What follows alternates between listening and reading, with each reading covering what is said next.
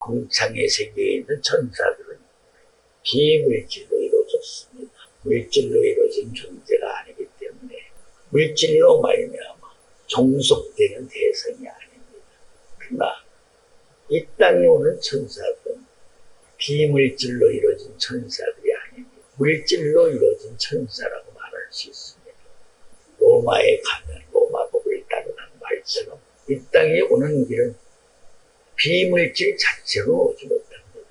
물질 통해서만 이 땅에 와야 됩니다. 페인트 통에 페인트가 다 갖다 앉아 있습니다. 팔을 놓았다 꺼내면 당연히 팔에 페인트가 묻습니다.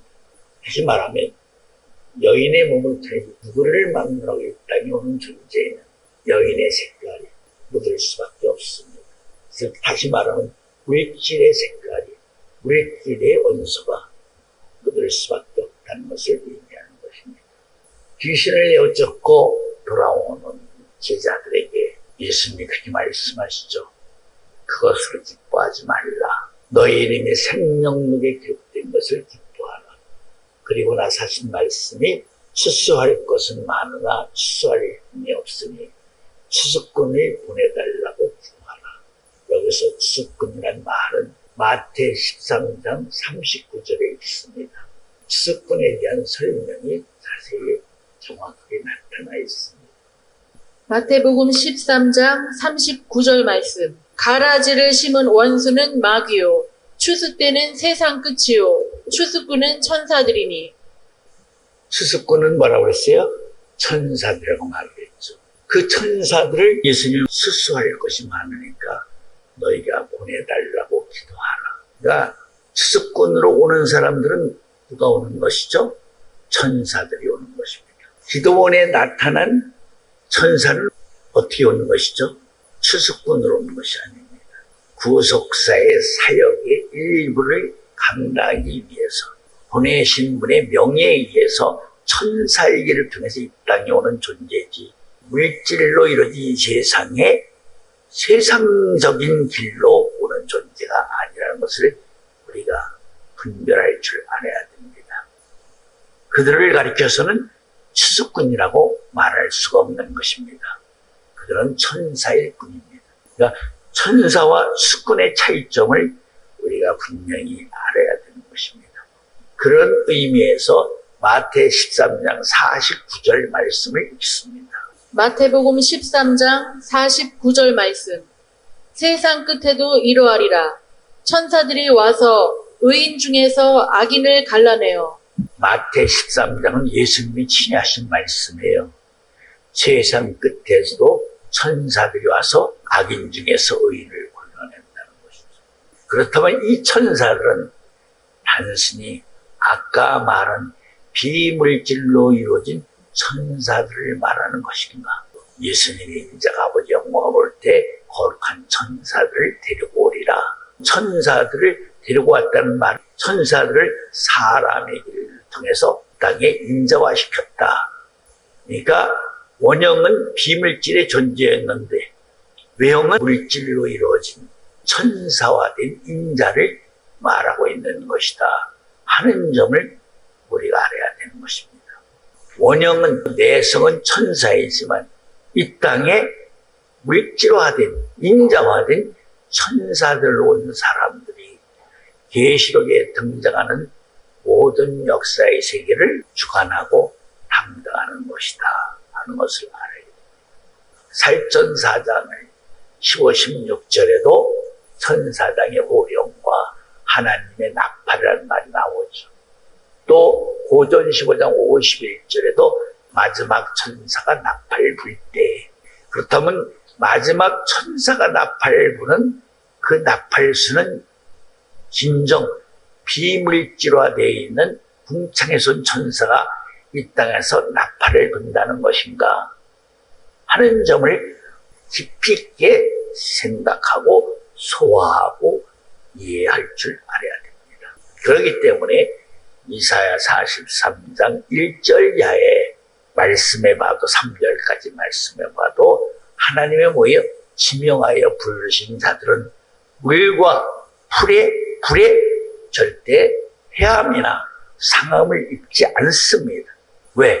그 말씀의 의도 속에는 내가 지명하여 부르는 사람들이 이 땅에 와서, 그렇죠? 거룩한 천사로서 역사하게 될 때, 그들이 물과 불이라는 심판의 두 도구 속에 해함이나 상함을 입으면 그들은 이 땅에서 하나님의 신령한 측근으로서의 사역을 감당할 수가 없습니다.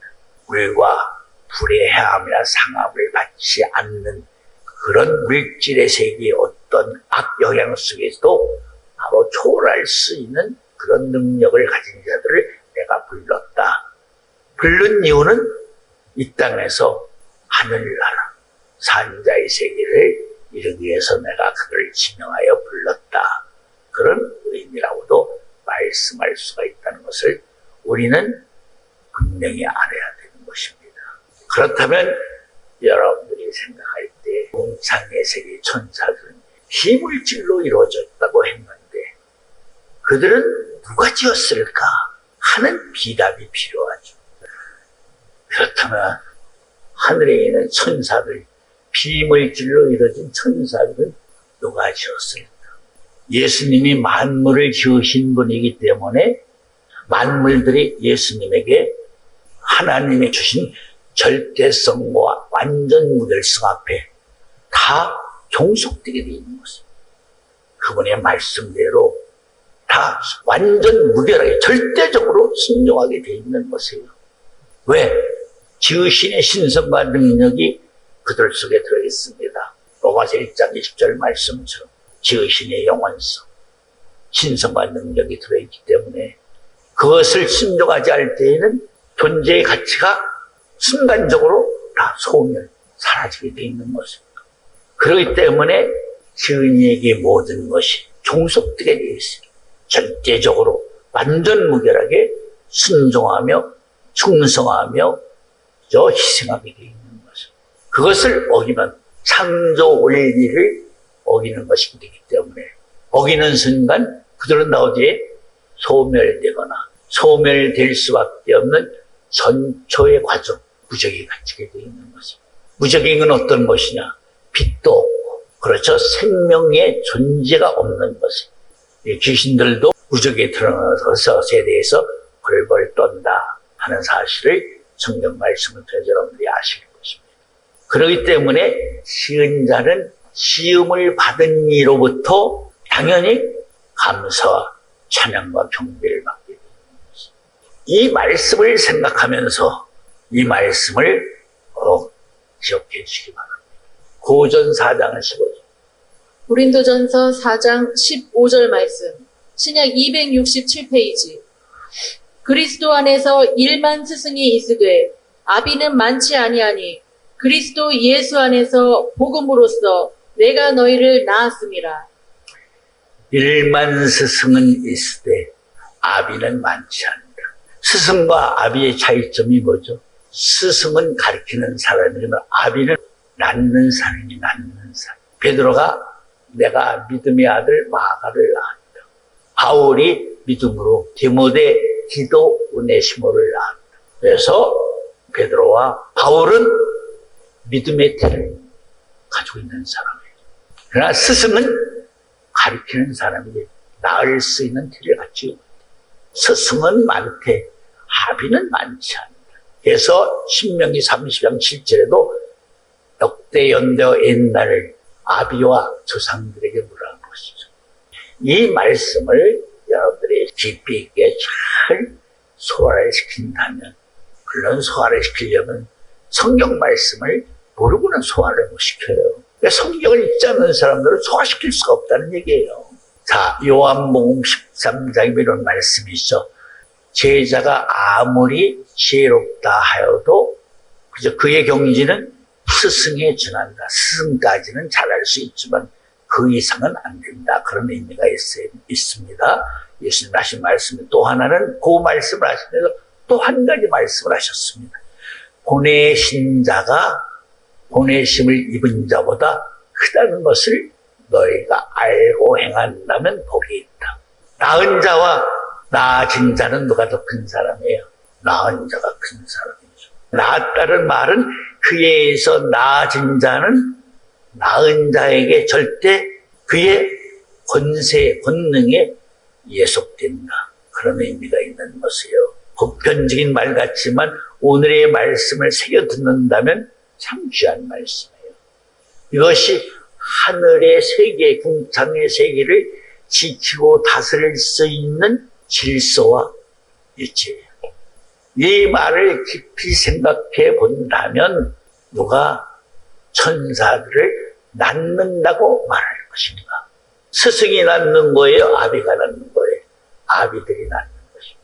그렇다면 이 땅의 아비와 같은 존재들을 궁창의 세계에서는 무엇이라고 말할 수 있는 것인가? 하나님의 보좌를 중심으로 해서 보좌에 바로 위를 지키고 보좌에 계신 이의 바로 뜻을 행하고 또 보좌에 계신 이에게 세세무궁한 영광을 돌리는 자가 누구예요? 바로 내 생물이죠. 예수님의 소속은 바로 하나님 품이죠. 독생하신 하나님의 품에 계시는 자이지만 여호와의 소속은 어디죠? 내 생물이죠. 에스겔 1장 22절부터 마지막 절까지 내 생물 속 여호와가 존재하고 있었습니다.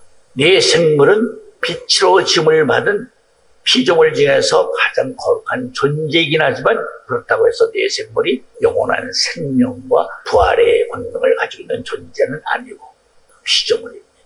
어떻게 보면 지성소에 법궤가 있고 법궤 안에 세 가지 거룩한 상징물이 들어있는 것처럼 바로 내 생물은 하나님의 보좌에 있는 법궤와 같은 존재라고도 말할 수 있다 하는 사실을 알아야 되는 것입니다.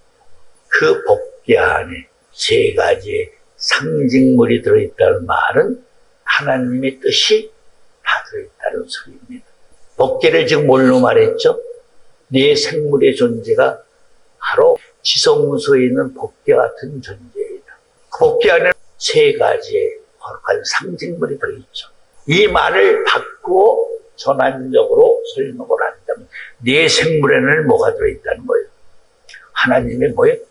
뜻과 때와 수라는 하나님의 구원의 설계도가 들어있다는 것이죠.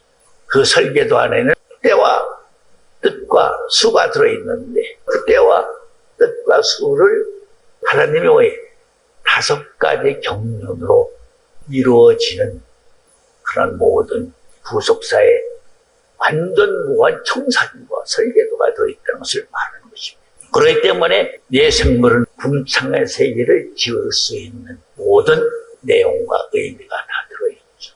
하늘의 조직을 누가 만들 것인가? 조직도 스스로 있는 것이 아니죠. 여러분들이 알다시피 구속사의 세계는 구속의 대상들을 통해서 구속사의 세계를 이루는 것이 하나님의 뜻입니다. 그렇기 때문에 구속사의 대상을 지으셔야 됩니다. 지었기 위해서는 조직이 필요합니다. 예수님이 그렇죠. 베드로가 말고기를 칠 때 하는 말씀 중에 그렇죠. 내가 12 영 더 되는 그들을 불러서 이 문제를 막고 해결할 수도 있지만 그렇게 한다면 성경 말씀이 어떻게 이루어지겠느냐. 하늘에는 바로 13 조직이 있다는 것을 말하고 있는 것이죠. 이스라엘도 13 지파가 있었죠. 처음에는 12지파가 있었는데 요셉의 아들 므낫세 에브라임을 손자를 아들의 반열에 올려놓음으로 13지파가 되었습니다. 그래서 13지파 중에 4지파를 하나님이 섬기는 하나님의 지파로 삼으시고 다시 12지파를 만들었죠. 모세를 산으로 부르시고 하늘의 장막을 보여주게 함으로써 모세가 본 그대로의 내용을 이 땅의 입장으로서 이 땅의 물질을 이용해서 성막을 졌다 하는 사실 여러분들도 잘 아는 내용입니다. 마찬가지입니다.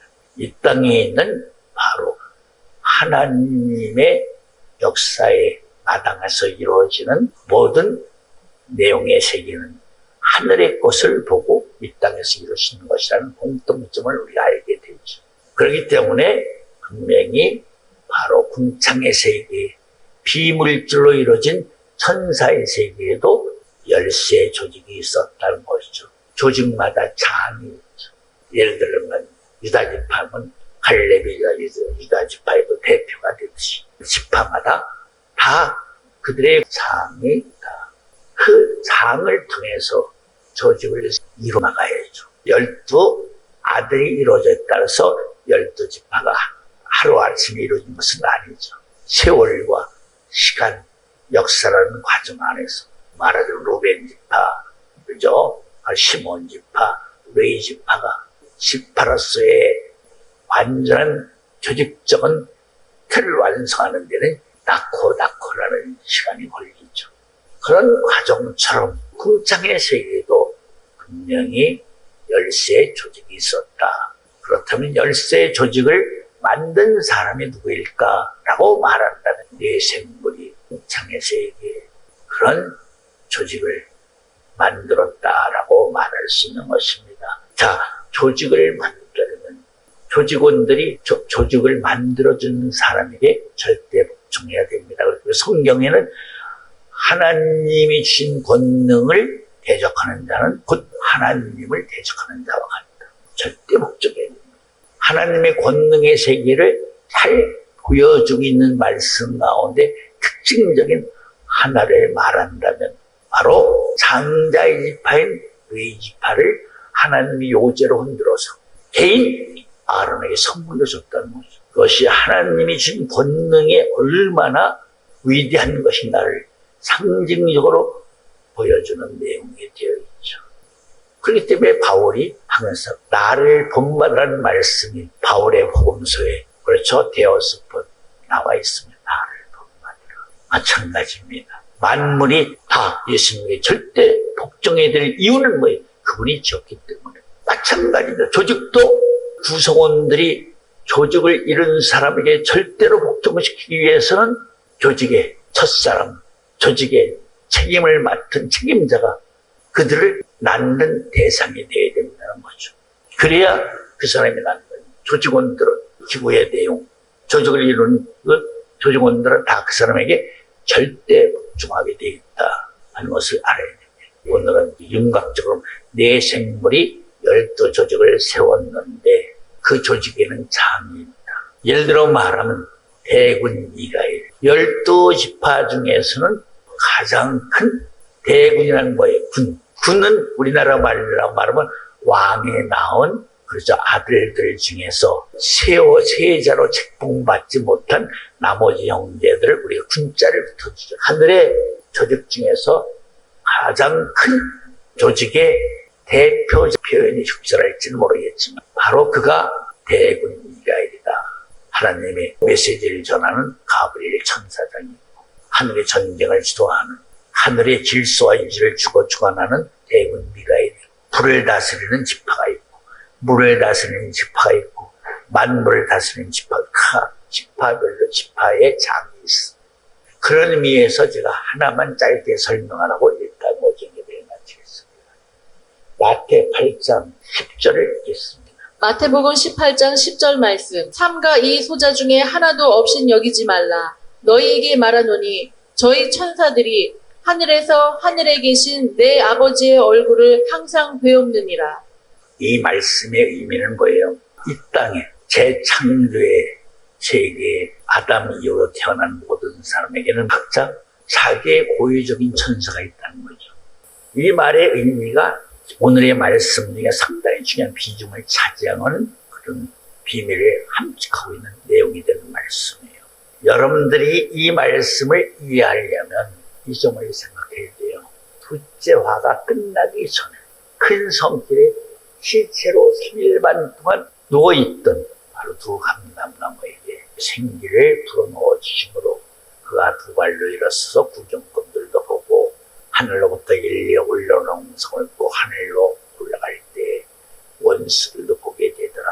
큰 성이 10분의 1이 깨워지고 7,000명이 죽고 남은 자들이 그제서야 하나님께 찬양으로 경배를 드리더라. 한 말씀 여러분이 기억나시죠? 그것을 가리켜 계시록 12장 5절에서는 만물 다스릴 수 있는 철저히 권세가 가진 아이가 하늘로 보좌로 올라갔더라 하는 말씀이 있죠.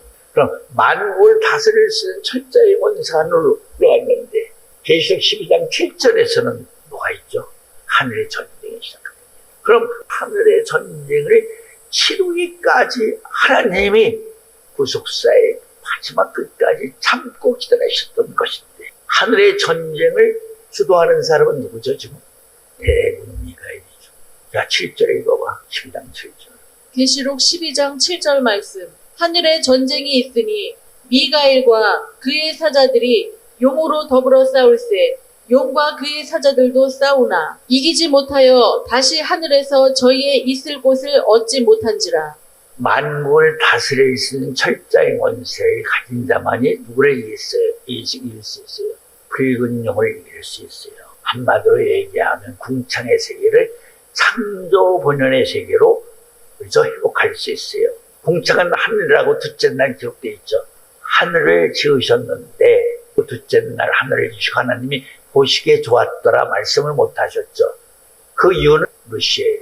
하늘에서 죄가 새롭게 존재에 나타나기 때문에 그렇기 때문에 둘째 날 하늘을 지으시고 다른 날은 첫째, 셋째, 넷째, 다섯, 여섯째까지 다 보시기에 좋았더라 했는데 둘째 날은 보시기에 좋았더라 못하셨습니다.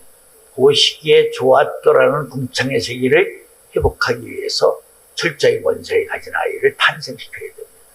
지금 그런다고 철저히 권세가 없었는데 그가 탄생됨으로 철저히 권세가 생겼다 그런 뜻이 아니죠. 그동안에 철저히 권세를 대군 미가엘이 가지고 있었어요. 그러나 천사를 통해서 구속사의 세계를 완성하는 것이 하나님의 뜻이 아니에요. 하나님의 뜻은 재창조의 세계 속에서 시험을 받은 아담의 후손도 아니고 노아의 후손도 아니고 아브라함의 후손을 통해서만이 바로 구속사의 세계를 완성할 수 있다고 되어 있어요. 아브라함 후손을 통해서 내가 의와 공로로서 그들을 통해서 구속사의 세계를 완성하시겠다. 표현은 약간 차이가 있지만 맥락은 그런 뜻입니다. 그렇기 때문에 대군 미가엘이 철저히 권세를 가지고 있지만 대군 미가엘로 하여금 궁창의 세계를 회복할 수 없어요. 천사를 우리가 심판하게 되어 있다. 고전 6장 3절에 되어 있죠. 재창조의 세계 속에서 지음을 받은 아브라함의 후손 우리가 천사를 치바하게끔 되어 있는 것이죠. 하나님의 뜻이기 때문에 이 땅에서 그런 존재가 태어날 때까지는 철저히 권세를 누가 가지고 있어요? 대군 미가엘이 가지고 있는 것이에요.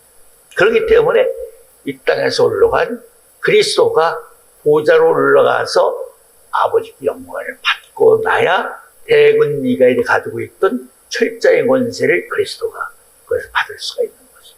이 말을 조금 더 이해를 증대시키기 위한다면 막달라 마리아가 예수님을 만지라고 해서 반가운 아버지요. 동산직인 줄 알았더니 보니까 마리아에 부르는 순간에 예수님이라는 걸 알았어요.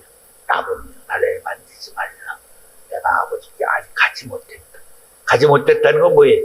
부활의 능력으로서 하나님 아들로 인정받으신 그 영광을 아버지께서 받아야 되는데 받지 못했다는 거죠. 마찬가지입니다. 계시록 12장 5장 보좌에 올라간다는 말은 영광을 보좌의 주인으로서 영광을 받는다는 소리입니다. 영광을 받으심으로. 그죠? 그제서야 대군 미가엘이 가지고 있는 철저히 권세를 받는 사람이 되었다. 여기서 요점만 알으면 안 돼요. 아까 마태 18장 10절에서 각자 다 개개인마다 자기의 천사가 있다고 그랬었죠. 즉 다시 말하면 이 땅에서 산자의 천절로 탄생된 그의 영혼이 바꿔 말하면 그의 영혼이 대군 미가엘이었다는 거예요. 그렇기 때문에 하나님이 짝지어진 것을 아무도 쪼개지 못한다고 하는 것입니다. 그 의미를 오늘의 이 말씀을 통해서 가장 정점의 입장에서 깨달아야 된다 하는 것을 지적하고 있는 것입니다. 이 땅에 주 앞에는 두 감람나무 두 촛대라는 그리스도의 천사가 누구였다? 대군 미가엘이었다는 거죠. 이걸 깨달으면 하나님이 짝지어진 것을 너희는 절대 뗄 수 없다 하는 의미를 알아야 된다는 거죠. 그렇기 때문에 모세의 철을 놓고도 대군 미가엘이 싸웠다는 것을 알아야 돼요. 미가엘이 싸웠다는 말은 더 심오한 입장에서 그분을 지적한다면 하나님의 창조의 가장 거룩한 존재자들은 하나님이 그들을 통해서 어떤 구속사의 세계를 완성하기까지 가장 힘이 세 하늘의 정권을 가지고 있는 궁창의 세계의 정권을 가지고 있는 대군 미래가에게 다 맡기셨다고 말할 수 있는 것이다. 여기까지만 말씀을 하고 다음 시간에 여러분들의 천사는 누구일까 하는 문제를 가지고도 말씀을 해드리겠습니다. 여러분들 각자 자기의 천사가 있는 것입니다. 이 땅에 물질로 지음을 받기 전에는 우리들도 본래의 세계에서는 인성과 신성을 가지고 있는 존재였죠. 여러분들 잘 생각해봐. 창세기 1장에 우리가 우리의 형상과 모양대로 사람을 만들자. 형상은 내성을 말하는 것이고 모양은 위험을 말하는 것입니다. 본래는 우리가 양면을 다 가지고 있는 존재였는데 이 땅에 물질로 지음을 받음으로 말미암아 내성 다 버리고 온 거죠. 하늘에 두고 그냥 모양으로만 지음을 받았죠. 우리 이 땅에서. 그래서 아담도 사람이라는 모양을 만들어 놓고 세 번째 그의 코에 생기를 불어넣었더라 하신 거죠. 기도드리겠습니다.